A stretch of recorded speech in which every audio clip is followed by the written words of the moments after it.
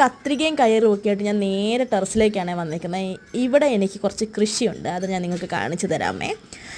അതിന് മുന്നേ ഞാൻ വേറൊരു കാര്യം കാണിച്ചു തരാമേ. ഈ കാണുന്ന മല കണ്ടോ, നല്ല രസമില്ലേ കാണാൻ.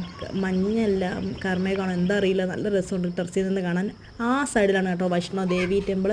ഇപ്പം അതിനെ അറിയത്തില്ലെങ്കിലും നൈറ്റ് അടിപൊളിയാണ്, ലൈറ്റൊക്കെ ഇട്ട് സൂപ്പറാണേ. അങ്ങനെ ഞാൻ നാട്ടിൽ നിന്ന് കൊണ്ടുവന്ന പയറാണ്, ഗ്രോ ബാഗിൽ വെച്ച് കിളിപ്പിച്ചെടുത്തതാണ് ഞാനപ്പോൾ അതിന് ചെറിയ ഒരു പന്തലിട്ട് കൊടുത്തതാണ്. അത് ചെറുതായിട്ട് കിളിച്ച് വന്നിട്ടുണ്ട്. അപ്പോൾ അതിനകത്തോട്ട് കയറി പടരട്ടെന്ന് വിചാരിച്ച്. പിന്നെ ഒരു വാഴയുണ്ട്, മത്തനും ഉണ്ട്. മത്തൻ ഞാൻ ഇട്ടൊന്നുമല്ല, അത് വെജിറ്റബിൾസിൻ്റെ വേസ്റ്റ് ഇട്ട് ആ വഴിക്ക് കിളിച്ച് വന്നതാണ്. ഞാൻ പിന്നെ പറിച്ച് കളയാനൊന്നും പോയില്ല.